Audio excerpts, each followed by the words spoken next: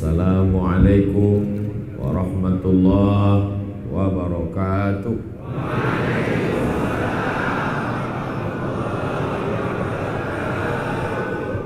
Apa kabar Bapak Ibu, sehat semua?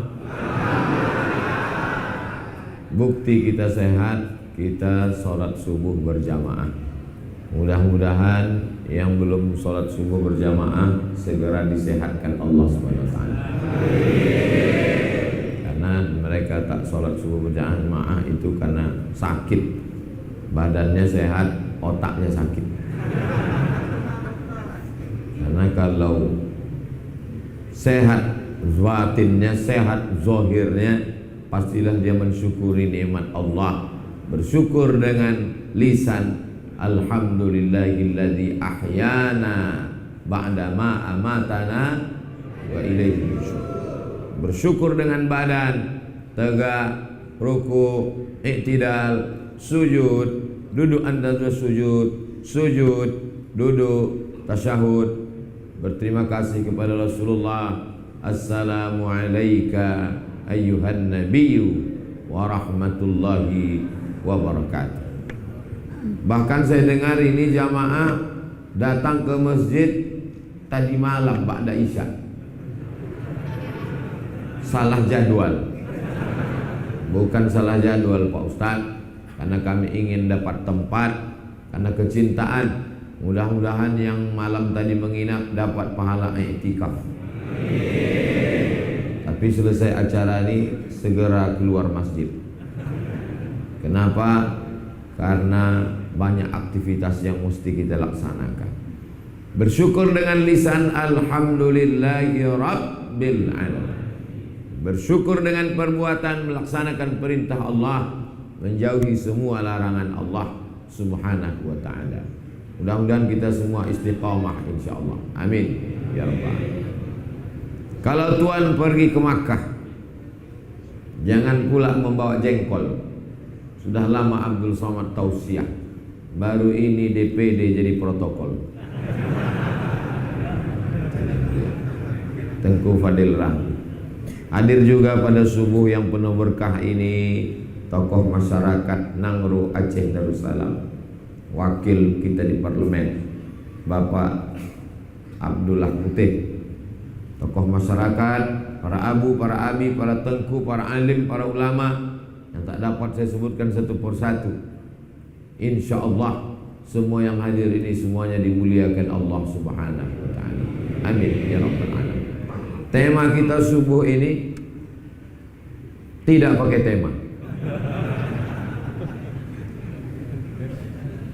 A'udzu billahi minasy syaithanir rajim. Ya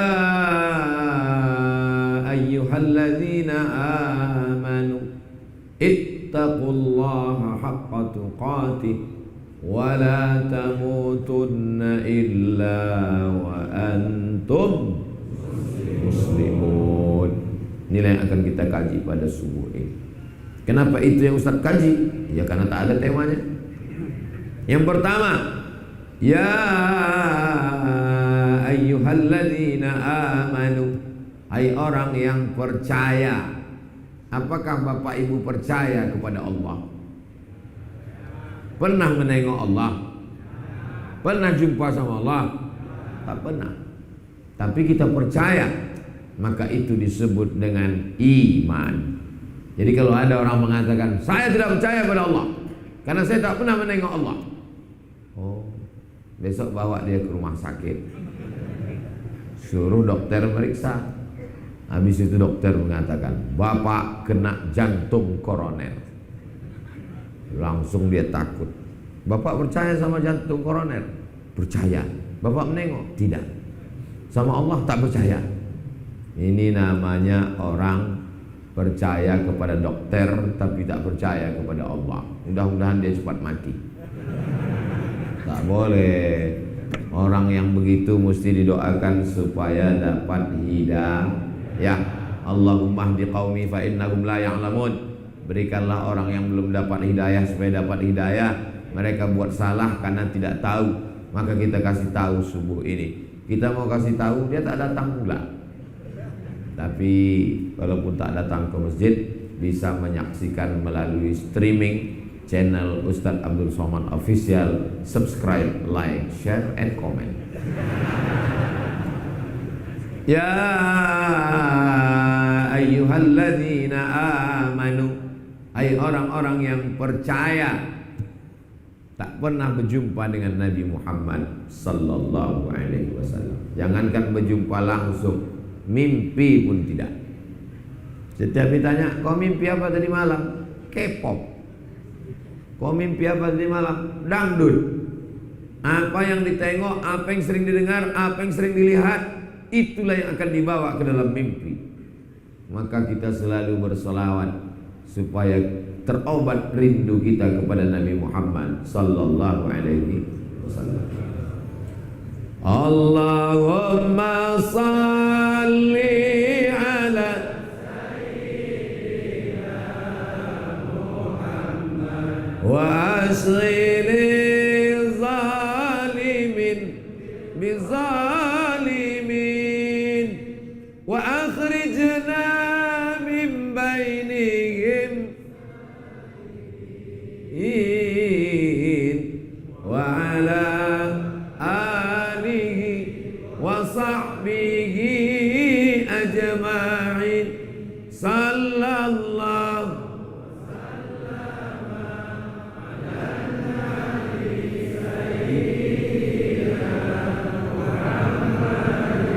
wa alihi wa sahbihi ajma'in.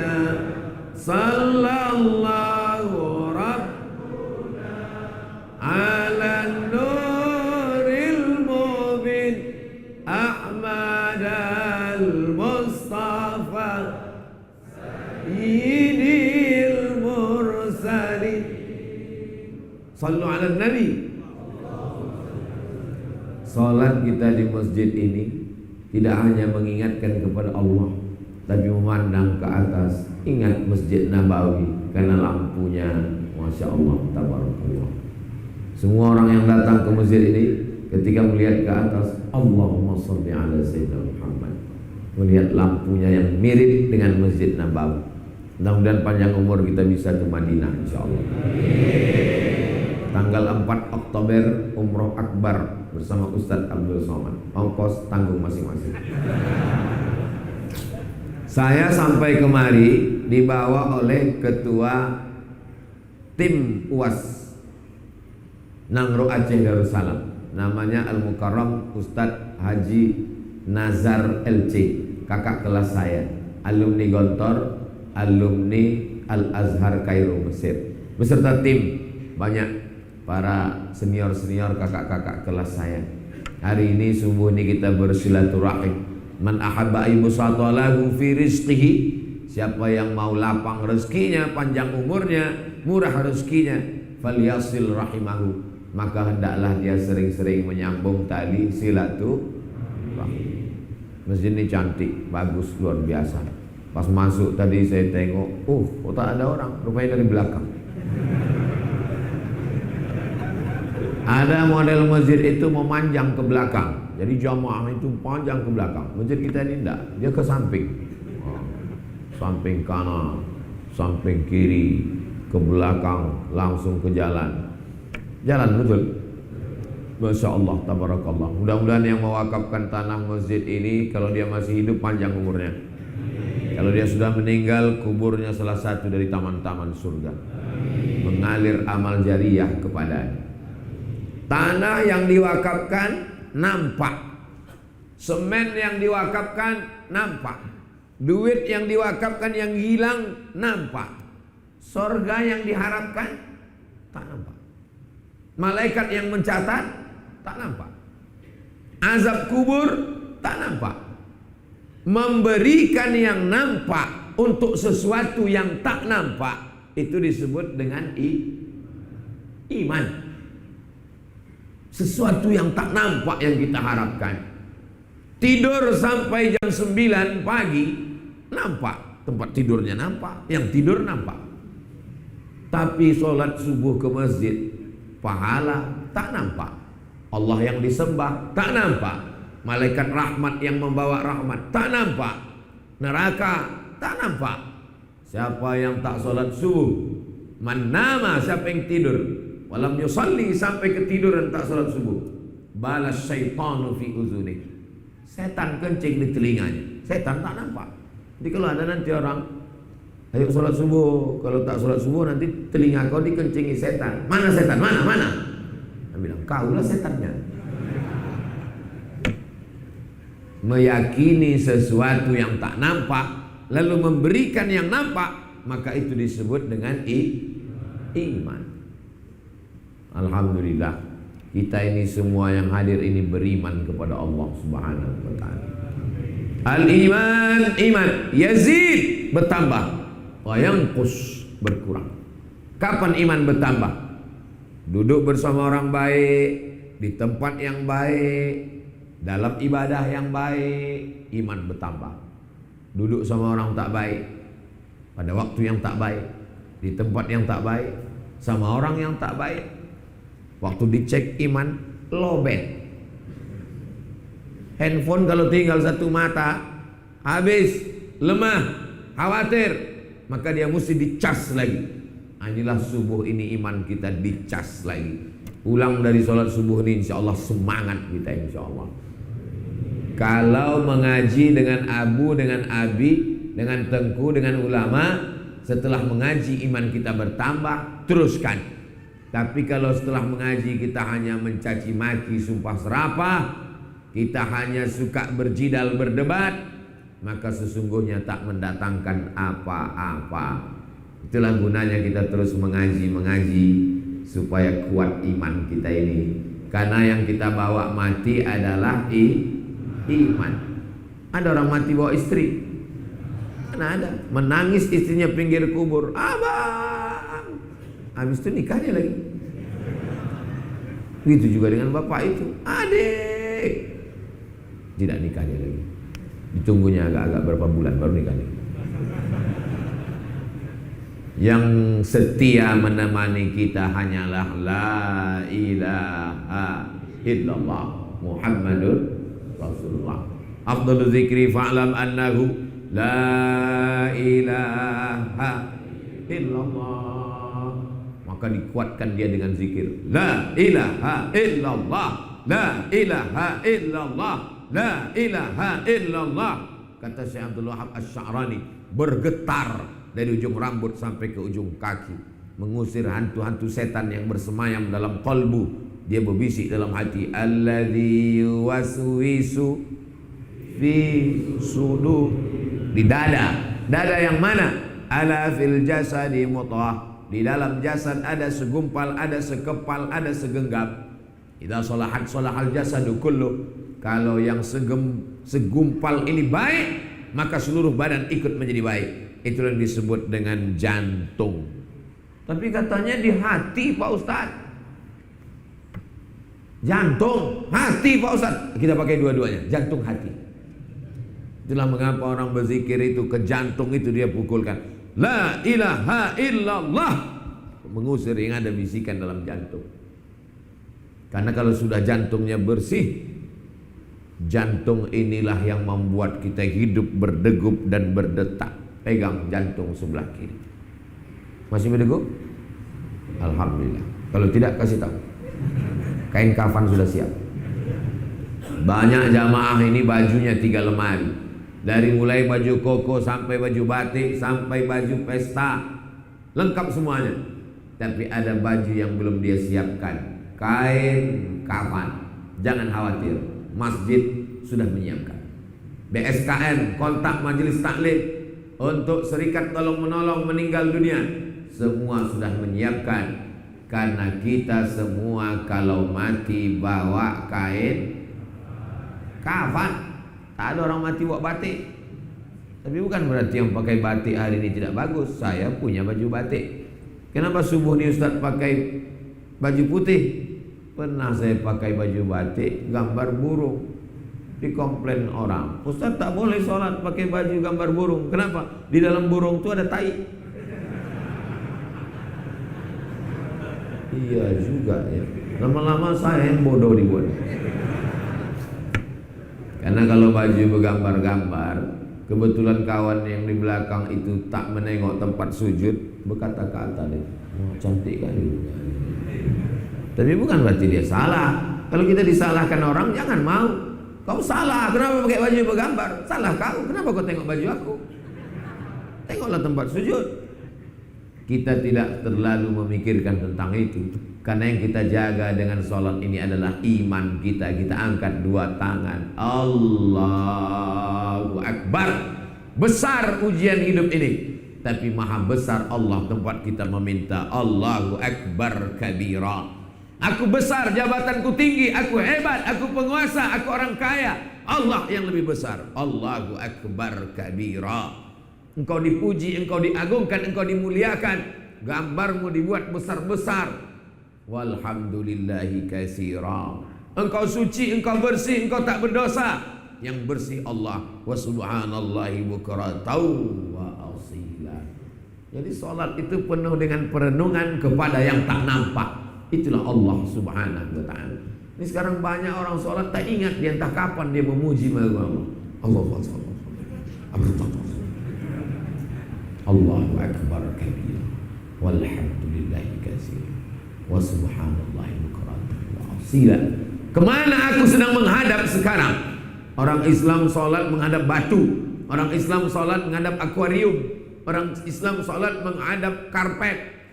Kita menghadap wajjahtu wajhiya lilladzi fataras samawati wal arda hanifan musliman wa ma ana minal musyrikin. Inilah iman yang mesti kita kuatkan. Datanglah ulama Imam Abul Hasan Al-Asy'ari, maka disusunlah dari Quran, sunnah, akhirnya tersusunlah akidah ahli sunnah wal jamaah. Wujud qidam baqa mukhalafatu lil hawadisi qiyamuhu binafsihi wahdaniyah qudrat iradat. Apa betul Ustadz Somad sudah sampai di Nangro Aceh Darussalam? Udah. Dari mana kau tahu? Itu ada tandanya. Mana tanda Ustaz itu udah sampai? Videonya lihatlah di Instagram. Ketahuan belum follow. Apa betul Ustaz Somad udah sampai ke masjid? Udah. Itu ada mobil. Mobil yang mana? Ya mobil yang mahal itulah. Mobil apa lagi kalau bukan mobil? Mobil siapa? Mobil panitia. Apa tanda Ustaz Somad udah sampai? Itu tak kau tengok tadi orang berkerumun ramai. Itu tanda. Allah itu tandanya mana? Untuk melihat Allah tidak perlu melihat zatnya, maka cukup melihat tanda-tanda. Kalau alam semesta ini ada dengan pengaturan yang indah dan sempurna, mustahil yang ada ini bisa ada tanpa ada yang membuatnya ada. Pasti ada yang mengadakannya. Yang mengadakannya itu adalah wajib ada. Dia itu adalah Allah. Itu yang disebut dengan wujud. Apakah tukang itu ada? Ada. Mana tukang itu? Mana? Mana saya tahu? Tukang apa? Ini tukang yang membuat meja. Dari mana Ustaz tahu ada tukangnya? Mustahil meja ini ada kalau tidak ada yang mengadakannya. Maka tukang itu wajib ada. Walaupun tukangnya tak sholat subuh. Mustahil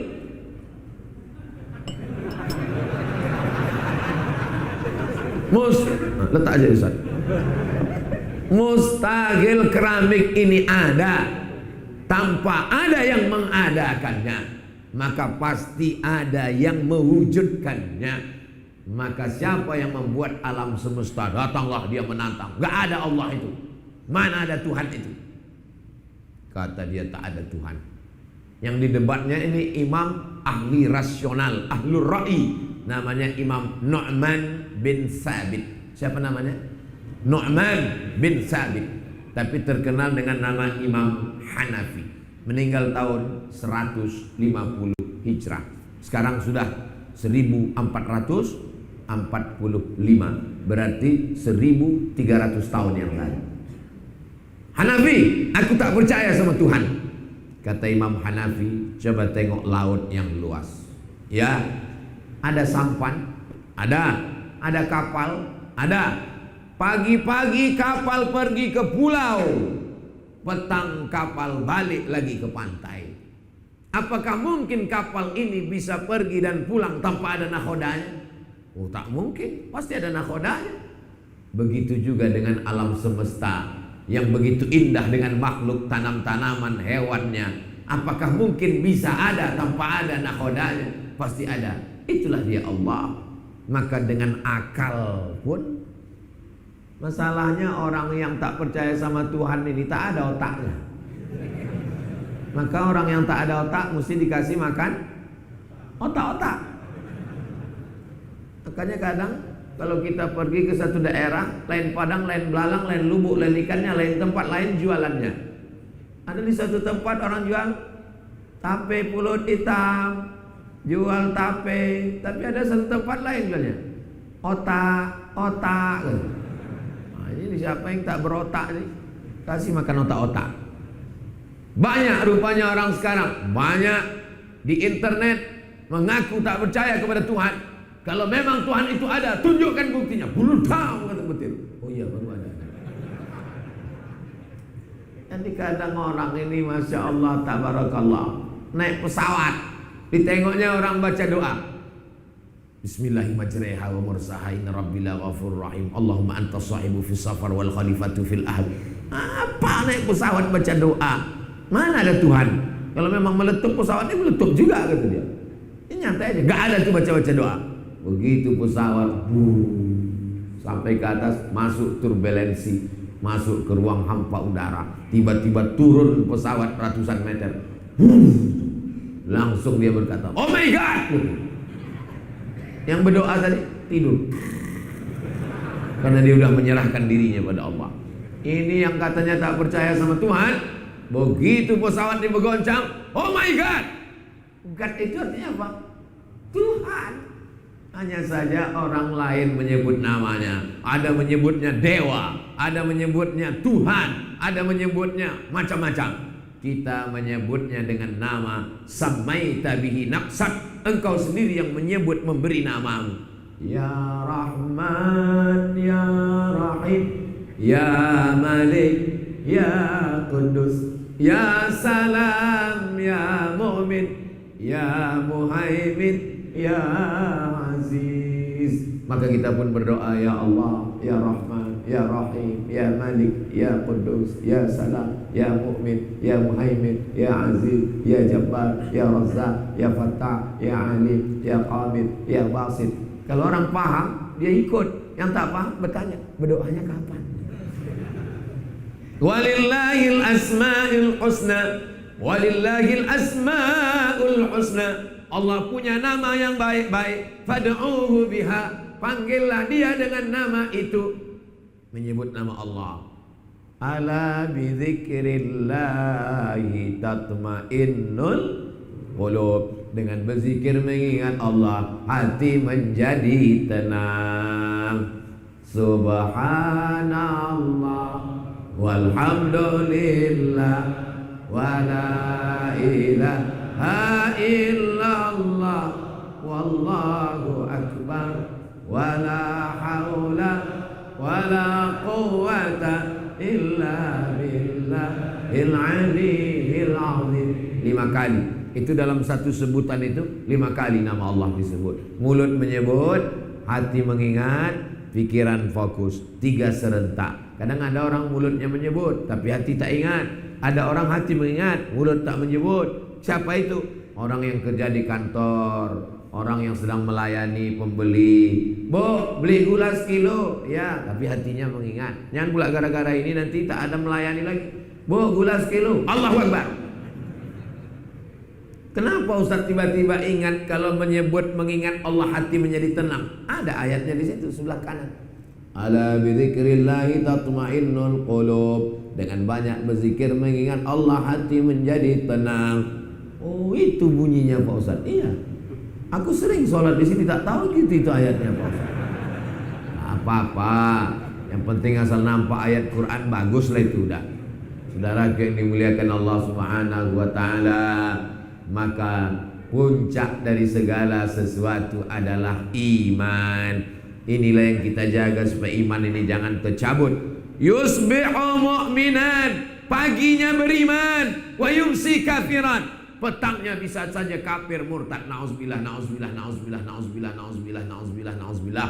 Mudah-mudahan anak cucu kita sampai hari kiamat tetap dalam iman la ilaha illallah Muhammadur Rasulullah. Tadi saya disuruh tausiah naik ke atas mimbar. Ustaz, naik ke atas mimbar. Akhirnya tak jadi naik. Kenapa? Karena banner balehonya di belakang. Alhamdulillah saya diselamatkan banner baleho. Kalau tidak berdiri saya di mimbar. Tapi jangan khawatir, sudah ada anak kita menggantikan saya. Ini menjadi kenangan subuh ini. Nanti sampai dia dewasa, sampai dia besar, dia akan menjadi kenangan. Ditanya sama anaknya, ayah punya kenangan apa masa kecil? Waktu itu datang Ustadz Somad. Ayahlah yang berdiri di atas mimbar.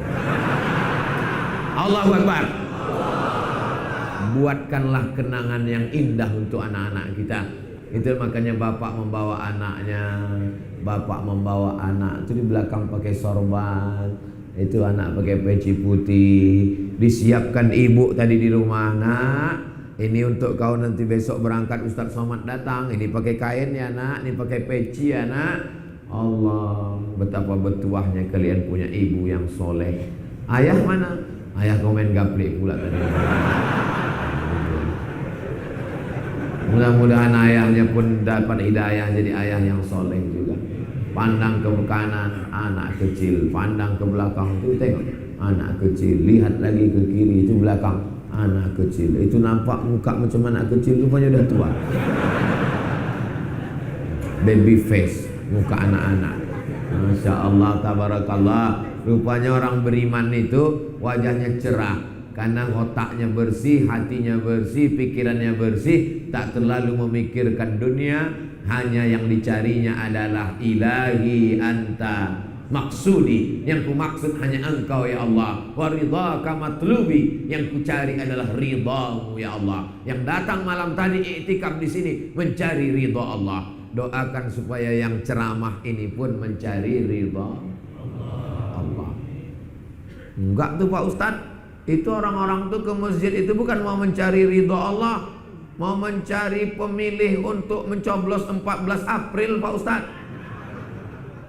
Yang duduk di DPR, yang duduk di DPR RI, yang duduk di DPD, itu memperjuangkan hak kita, memperjuangkan negara kita. Mereka duduk di sana pun juga untuk mencari ridha Allah. Polisi dan tentara, Bapak RT, RW, Kades, Kades, Lurah, Pak Geci, itu juga duduk di sana mencari ridha Allah. Kita husnuzan. Maka saudara kita yang gambarnya sudah mulai banyak di tiang listrik, dipaku di pokok kayu, itu semuanya kita husnuzan dengan duduk di sana dia mencari ridha Allah. Abdul Somad ceramah di sini berapi-api, tapi setelah itu orang tak ingat. Tapi kalau mereka berjuang di parlemen, duduk di Senayan, kita berharap dengan duduknya dia di sana, maka keluarlah undang-undang yang berpihak kepada syariat Islam. Allahu Akbar. Kalau tidak siapa di sana? Kalau tidak siapa yang berjuang? Kalau memang duduk di sana bisa berjuang, kenapa Ustadz Somad tidak berjuang di sana? Kalau aku berjuang di sana, siapa yang di masjid? Bapak Ibu jangan khawatir. Bukan berarti saya nyebut-nyebut Senayan ini saya mau mencaleg, enggak. Saya insya Allah sampai mati akan menjadi ustadz. Karena itu pesan dari almarhum datuk saya dulu. Cucuku yang ini sekolah agama, belajar agama supaya mengajarkan agama. Maka orang yang khawatir, takut, jangan cemas, jangan takut. Saya tidak akan mencaleg. Tapi saya suka supaya orang-orang baik duduk di tempat yang baik, memperjuangkan la ilaha illallah Muhammadur Rasulullah. Bayangkan kalau yang duduk itu adalah pecandu narkoba, karena duitnya banyak, dibayarnya pagi-pagi, akhirnya menang dia. Karena dalam demokrasi tidak peduli siapa yang mabuk, siapa yang sakau, siapa yang paling banyak suaranya, dialah yang duduk. Betul? Betul katanya mah.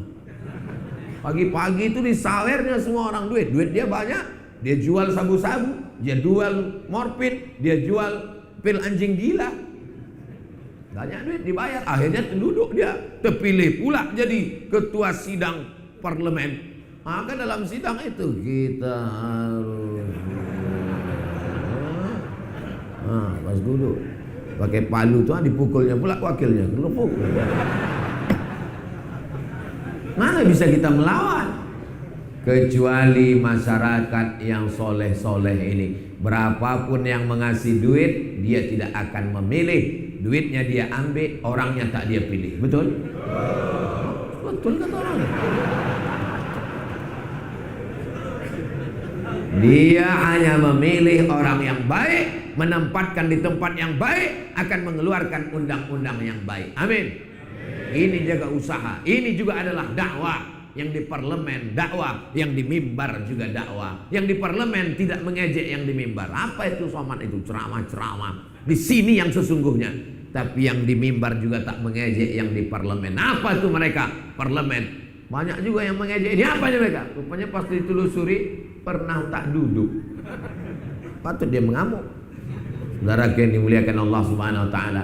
Setelah iman yang kedua, ya ayyuhalladzina amanu ittaqullah, takutlah kepada Allah. Kalau sudah percaya pasti takut. Betul? Kalau sudah percaya pasti takut. Kalau sudah percaya pasti takut. Mana buktinya kalau percaya pasti takut? Assalamualaikum bro. Waalaikumsalam. Kau jangan lewat jalan Jenderal Sudirman ya. Kenapa? Ada razia. Takut apa tak takut? Takut. Itu karena percaya. Karena percaya ada razia, maka dia pakai helm. Klik. Karena percaya ada razia, diperiksa semua mana SIM, STNK, BPKB. Ya, Ustadz Somad kan Ustadz. Kalau Ustadz mana kena tangkap? Saya kena tilang juga. Kenapa Ustadz kena tilang? Saya pakai masker. Pas saya buka, oh Ustadz ini. Apa maknanya?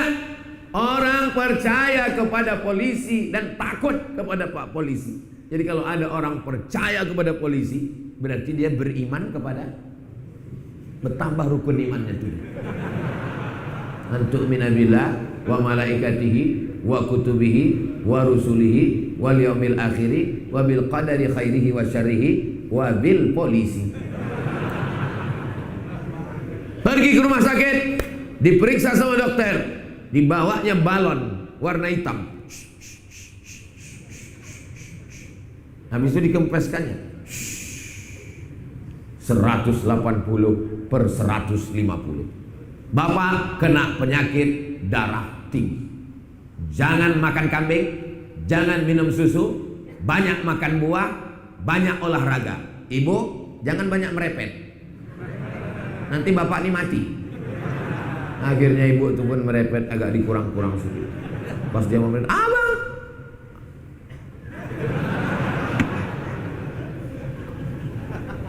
percaya kepada dokter. Sejak itu dia tidak lagi makan kambing, tak lagi makan sate kambing, tak lagi makan kolesterol, tak lagi makan minyak. Ada kepiting, ada udang, ada cumi, ada sotong, pasti kasih haram. Percaya kepada dokter, berarti dia beriman kepada dokter. Bertambah rukun imannya 7. Antu'mina billah wa malaikatihi wa kutubihi wa rusulihi wal yaumil akhiri wa bil qadari khairihi wa bi dokter spesialis. Percaya pasti takut. Percaya pasti takut. Maka kalau orang benar percaya kepada Allah, pasti dia takut minum khamar, sabu-sabu, narkoba, berbuat zina, korupsi, makan riba. Indonesia Muslim terbesar di dunia, betul? Tapi juga korupsi terbesar. Kalau begitu ada yang tidak sinkron antara iman dan takwa. Banyak takwanya tak betul. Takwa itu adalah buah daripada iman. Takut kepada Allah karena percaya kepada Allah. Itu takwa. Banyak sekarang takwa kata di lain. Apa itu takwa? Takut istri tua. Saudara yang dimuliakan Allah Subhanahu wa taala.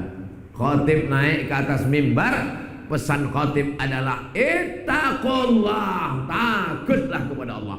Doakan supaya yang ceramah ini takut pada Allah. Jangan sampai dia aja berceramah, takutlah pada Allah, takutlah pada Allah. Tapi ternyata dialah yang tak takut pada Allah. Doakan supaya Ustaz Somad istiqomah takut pada Allah, mati dalam keadaan la ilaha illallah Muhammadun. Bapak Ibu, hadirin hadirat, saudara saya semuanya, pesan yang paling penting untuk anak kita, takutlah sama Allah. Ini sekarang ibu-ibu banyak nasihati anak, cepat tidur nak, cepat tidur nak. Kenapa? Ada hantu. Akhirnya anak takut sama hantu. Film yang paling viral di Malaysia, film tentang pahlawan. Kalau di satu negara film yang paling ditonton adalah film pahlawan, berarti di negara orang cinta dengan pahlawan. Film paling banyak ditonton di Eropa, film ilmu pengetahuan. Itu berarti masyarakatnya cinta pada ilmu pengetahuan. Menurut survei terakhir, film yang paling viral di Indonesia adalah film hantu. Berarti masyarakatnya paling sayang sama. Tak ada saya nyebut begitu. Gara-gara apa? Dari kecil anak-anak sudah diajarkan takut sama hantu.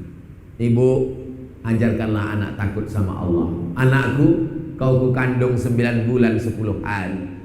Kau kususukan 2 tahun, kulahirkan meregang nyawa. Berapa kali aku tak ganti baju hari raya gara-gara menyekolahkan. Aku tak minta kau macam-macam. Aku tak minta kau belikan aku mobil yang mahal. Aku tak minta kau buatkan aku rumah yang besar. Aku tak minta kau belikan gelang emas dan rantai. Aku hanya minta satu, nak. Takutlah engkau kepada Allah. Karena kalau kau takut sama Allah, aku mendapatkan amal jariah anak yang soleh, bukan somat. Saudara yang dimuliakan Allah Subhanahu wa taala, maka kalau sudah sholat takut sama Allah. Orang sholat itu takut sama Allah. Allahu Akbar. Takut dia menengok ke atas. Walaupun sholat tak batal, tapi dia takut nengok ke atas. Mana ada orang sholat itu tengok ke atas, wah cantik kali lagi. Di mana lah dibeli masjid? Mana ada? Mana ada orang sholat di masjid ini menengok? Wah, putih mimbarnya. Di tempat lain coklat. Mana ada? Mana ada orang sholat mau nengok ke atap? Wah, ada cicak kawin.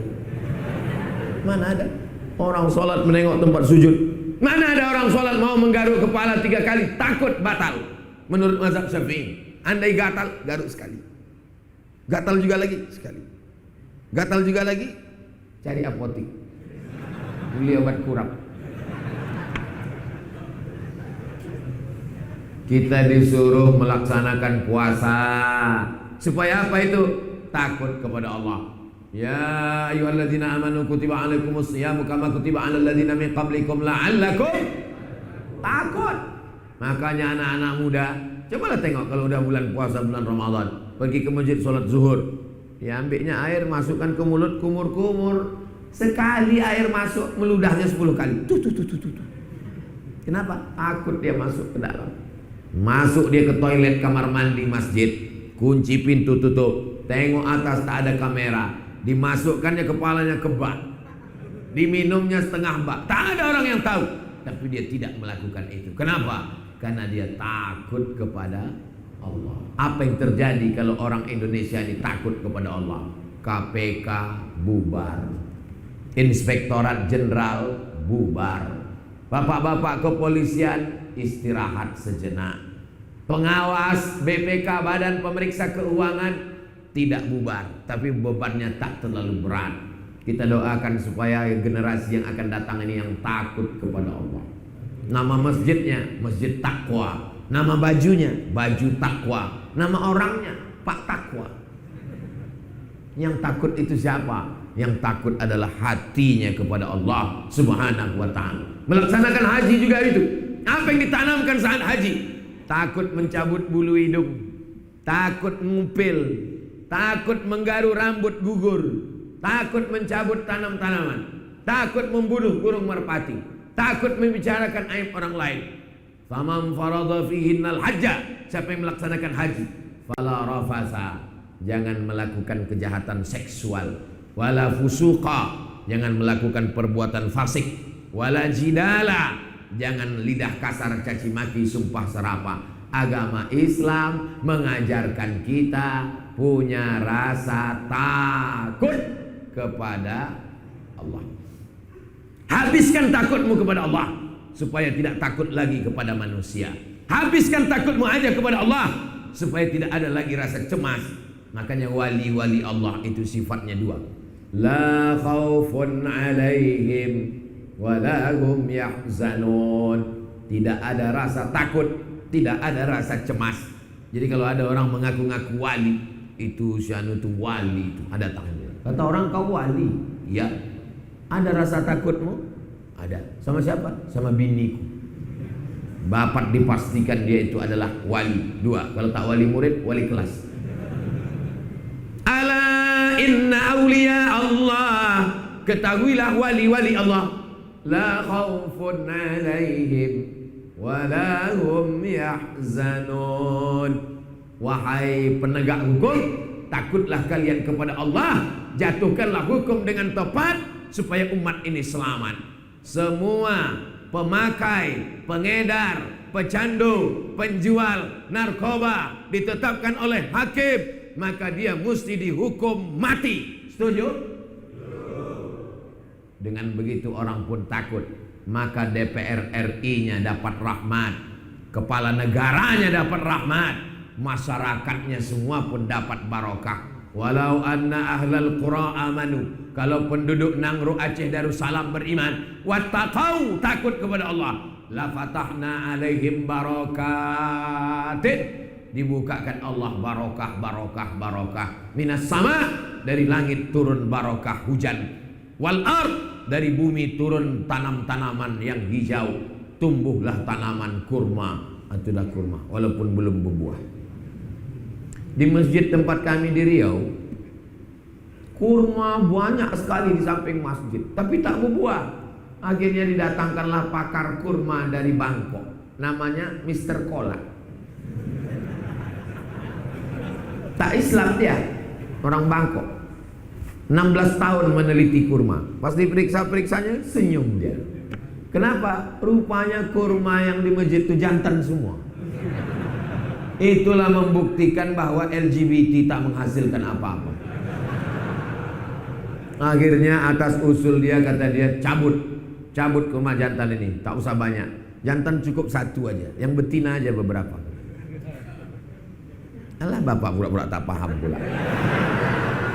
Nah, akhirnya kurma jantan itu satu, karena nanti mau diambil bunganya, dipukulkan ke kurma betina. Dia sedang bunga, ditampung pakai piring, dipukulkan untuk proses pembuahan. Digantilah kurma jantan tadi, tinggalkan beberapa pokok, lalu tanam kurma betina, berbuah. Pas acara berbuahnya, diundanglah. Assalamualaikum Ustaz Somad. Waalaikumsalam. Kami mau mengundang Ustaz ke masjid. Acara apa? Panen perdana kurma, dipotong oleh Ustaz Abdul Somad. Saya tak pernah menanamnya, saya tak pernah menelitinya. Pas giliran memotongnya, saya kamera, panen kurma oleh Ustaz Abdul Somad. Saya pun angkat kurma. Dalam pikiran saya, ini pasti dikasih orang itu bawa pulang. Habis itu dibisikkan panitia, Ustaz kita lelang ya. Dalam hati saya, sampailah hatiku. Nah, akhirnya dilelang kurma tadi, ada yang membeli laku. Saya sebiji pun tak dikasih orang. Takut kepada Allah menghasilkan turun rahmat barokah. Takut kepada Allah, tanam-tanaman yang hijau menjadi berbuah. Itu tetangga saya, tak ada takutnya sama Allah. Rumahnya megah, mobilnya mewah, duitnya banyak. Kata Ustaz Somad, kalau takut sama Allah maka dapat rezeki. Itu dia tak takut dapat rezeki. Itu bukan rezeki namanya, guys. Itu namanya istidraj. Itu adalah laknat tapi berbaju rahmat. Itu yang kita khawatirkan. Apakah motor-motor yang ada di luar itu rahmat atau laknat? Rahmat. Dapat dipastikan motor-motor yang ada di luar itu rahmat. Kenapa? Dengan motor itu dia rajin sholat ke masjid, masuk surga sama motornya sekalian. Tapi motor itu nanti malam bisa menjadi laknat. Kenapa? Nanti malam dia mulai menjemput, dia menjadi laknat. Maka stempelkan stiker di belakang, say no to bonceng. Katakan tidak pada bonceng. Mudah-mudahan motor-motor yang ada itu selamanya menjadi rahmat, tidak berubah menjadi laknat. Masyarakat yang kaya-kaya, ini semuanya menjadi rahmat. Kenapa menjadi rahmat? Karena masjidnya cantik dan indah ukirannya, Masya Allah, tabarakallah.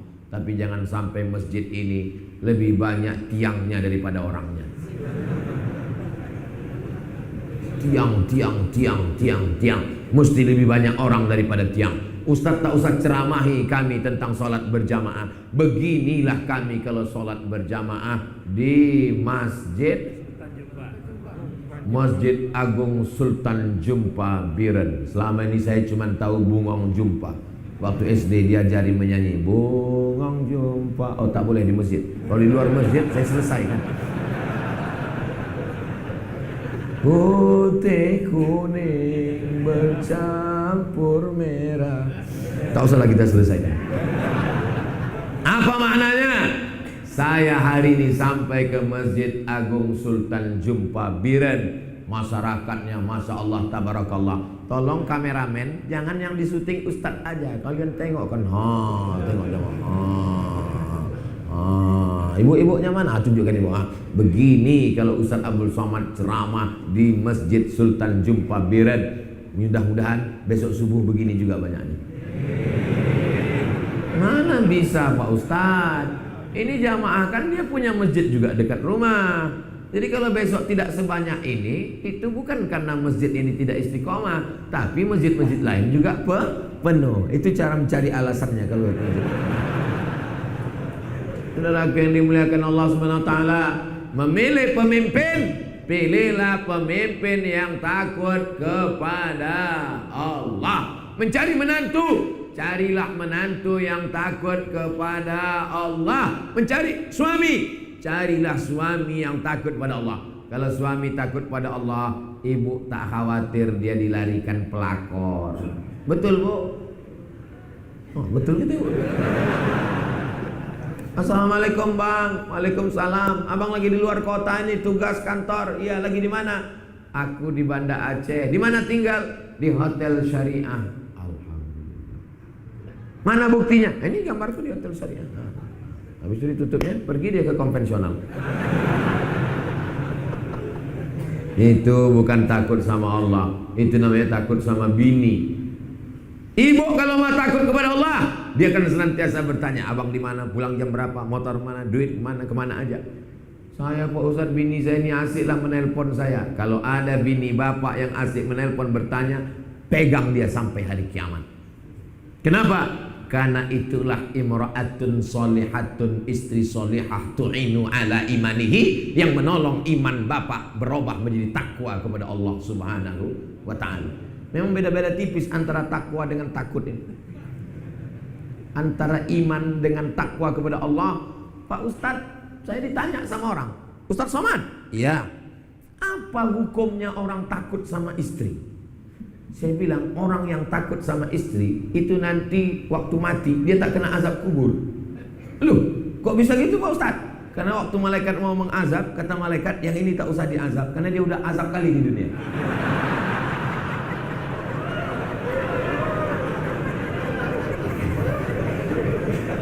Tapi takutnya itu karena Allah, bukan karena takut yang macam-macam yang lain-lain. Saya berharap kita semua ini, bapaknya takut sama Allah, ibunya takut sama Allah, istrinya takut sama Allah, suaminya takut sama Allah. Lahirlah anak-anak yang soleh dan solihah. Mana buktinya? Inilah anak-anak yang soleh, anak soleh. Masya Allah, tabarakallah. Tadi saya tausiah jam 6 kurang 10. Sekarang sudah jam 7 kurang 15. Sudah 1 jam kurang 5 menit saya ceramah. Anak-anak yang saya tunjuk tadi masih tetap berdiri di atas. Padahal saya kalau khutbah cuma sanggup 20 menit berdiri. Anak-anak masih fokus mendengar ustaz ceramah. Anak-anak yang sebelah kanan masih berdiri. Anak-anak yang sebelah kiri masih ada juga. Artinya apa? Ini karena ayahnya baik, emaknya baik, lahirlah anak-anak yang baik. Anak itu cermin orang tua. Anak cermin orang tua. Apa maksudnya? Kita kalau bercermin, begitu muka kita, begitulah muka di cermin. Jadi jangan heran, loh kok hitam? Muka kau hitam. Karena cermin. Jadi kalau ada orang anak, Ustaz, kenapa anakku ini macam setan?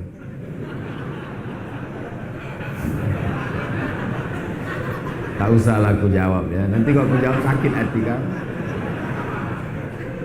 Ayahnya genderuwo, emaknya sundel bolong. Tentu anaknya hantu. Saudara yang dimuliakan Allah, maka laki-laki yang baik, ibu yang baik. Ya ayyuhalladzina amanu ittaqullaha haqqa tuqatih. Yang terakhir yang ketiga, wala tamutunna illa wa antum muslimun. Satu hari kita ulang 5 kali. Inna salati wa nusuki wa mahya wa mamati lillahi rabbil alamin la syarika lahu wa bidzalika umirtu wa ana minal muslim. Aku ini muslim. Maka yang tertulis di KTP agama Islam. Tak ada orang di KTP agama iman. Karena iman tak nampak. Iman di dalam. Iman ada di hati. Mana nampak? Antuk minabillah tak nampak, wa malaikatihi tak nampak, wa rusulihi tak nampak, wal yaumil akhir tak nampak, wa bil qadari khairihi wa syarrihi tak nampak. Tapi yang ditulis adalah Islam, syahadat nampak.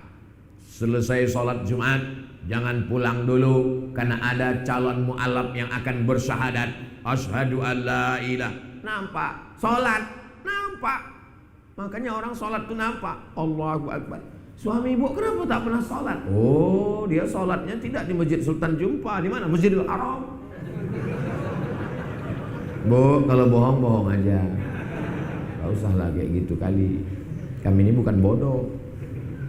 Sholat nampak, zakat nampak. Saya serahkan zakat fitrah saya, nampak.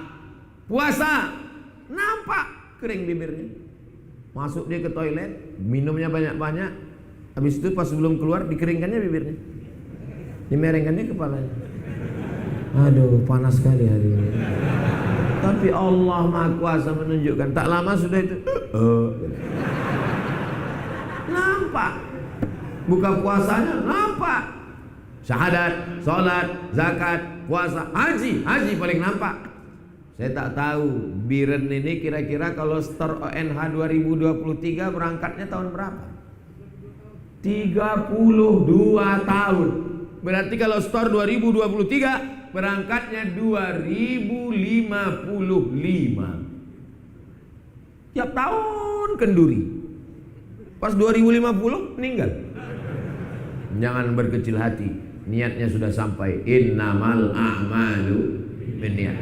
Bapak store ONH, apalah gunanya Pak Ustaz? Aku udah umur 50. Berarti kalau 32 tahun lagi aku berangkat umur 82. Tak nampak aku lagi mana Safa Marwah. Tak ada yang sulit bagi Allah. Innama amruhu idza arada syai'an ayaqula lahu kun. Tetap store ONH. Tetap berangkat. Andai tidak jadi berangkat, niyatul mu'min khairun min amalihi. Niat lebih baik daripada amal. Apa maksudnya Pak Ustaz niat lebih baik daripada amal? Karena kalau amal bisa dirusak oleh riya, tapi niat tak bisa rusak. Maka berniatlah untuk berbuat baik. Kau kenapa belum nikah juga? Saya udah berniat Pak Ustaz. Ini pentingnya niat. Ini anak-anak muda ini banyak tinggal di niat aja. Jangan cuma niat, dia mesti ada action, Ben. Ini jodoh saya. Ini air minum ini takdir saya. Ini memang untuk saya. Tapi kalau saya tidak berusaha untuk membuka tutupnya dan memegang gelasnya, memasukkannya ke mulut, saya mau ngasih contoh aja. Kenapa tak usah tak masukkan? Tak halang mikrofon. Mesti ada Usaha, ikhtiar. Bagaimana supaya orang baik, orang bertakwa, orang beriman, orang muslim duduk di parlemen? Ada ikhtiar kita. Bagaimana ikhtiar? Sampaikan ke kawan, ke jiran, ke tetangga, ke kawan, ke sahabat. Kau udah ada pilihan? Belum. Ini orangnya. Kau udah dapat berapa? Enggak ada. Lalu kenapa kau ajak? Karena mendudukkan orang baik adalah tanggung jawab kita bersama. Kalau tidak, pecandu narkoba akan duduk, pezina akan duduk, pelakor akan duduk, penjahat akan duduk. Orang jahat memilih orang jahat. Kenapa orang baik tidak memilih orang baik? Tapi kami tobat Pak Ustaz. Dulu kami sangka baik, rupanya hantu. Jangan pernah menyesal berbuat baik. Kenapa? Karena yang dinilai Allah adalah bukan hasil usahamu, tapi ikhtiarmu serta usahamu. Adapun lebih daripada itu, inna sam'a, gunakan telinga, dengar informasi baik-baik. Wal basar, tengok pandang baik-baik. Wal fuad, renung pikir baik-baik. Dengar baik, tengok baik, pikir baik. Setelah itu fa idza azamta, kalau kau sudah azam, fatawakkal 'ala Allah, bertawakkallah kepada Allah. La haula wala quwata illa billah. Mudah-mudahan Allah memberikan kita wakil-wakil pemimpin-pemimpin yang adil dan amanah. Nangro Aceh Darussalam tetap menjadi Darussalam, dar negeri. Salam selamat. Inilah dia negeri yang penuh dengan keselamatan. Allahumma antas salam wa minkas salam wa ilaika ya'udus salam. Fahayyina rabbana bis salam wa adkhilnal jannata wassalam. Nangro Aceh Darussalam. Itu bukan asal sebut nama. Ini banyak anti orang ditanya, kenapa Nangro Aceh itu disebut dengan Darussalam? Entahlah, mungkin yang ngasih dulu Pak Abdul Salam. Itu doa. Saya kalau masuk ke Nangro Aceh Darussalam ini, saya selamat. Loh, memangnya tempat lain Ustaz tak selamat? Inilah orang tak paham. Kalau di Nangro Aceh Darussalam saya ceramah, selamat mata saya, selamat telinga saya, selamat hati saya, selamat pikiran saya. Kalau saya ceramah di Nangro Aceh Darussalam, selamat saya dari makan riba, karena tidak ada bank konvensional di Nangro Aceh Darussalam. Allahu Akbar. Siapa yang bisa mengeluarkan undang-undang kanun itu? Mereka yang duduk di parlemen, mereka yang mendirikan negeri ini. Kalau saya ceramah di Nangro Aceh Darussalam, mata saya bersih dari menengok rambut pramugari. Kenapa begitu? Karena semua yang membuka aurat kalau sudah sampai ke bumi Nangro Aceh Darussalam, dia pasti pakai jilbab. Betul? Nanti setelah keluar baru dibukanya lagi. Inilah hebatnya negeri ini. Tapi orang yang di dalam ini dia tak tahu, karena dia sedang berada di dalam. Kami yang di luar sana melihat di mana negeri syariat Islam ditegakkan. Benteng terakhir adalah Nangro Aceh Darussalam. Siap menjaga Nangro Aceh Darussalam? Siap menegakkan syariat Islam? Siap menyampaikannya, mengalirkannya, mewariskannya ke anak cucu kita? Janji? Jangan ada dusta di antara kita. Ini diucapkan di dalam masjid. Sampaikan ke istri, sampaikan ke anak, sampaikan ke menantu. Kebetulan nanti pulang istrinya belum berjilbab. Istriku, ada apa bang? Enggak. Kalau berani sampaikan, kalau tak berani pakai bahasa yang lembut aja. Aku bercakap tak berani, lidahku patah Pak Ustaz. Potongkan ceramah Ustaz Somad. Istriku, ada yang mau aku tontonkan. Mana ini Ustaz Somad? Ustaz kau tuh sesat itu katanya.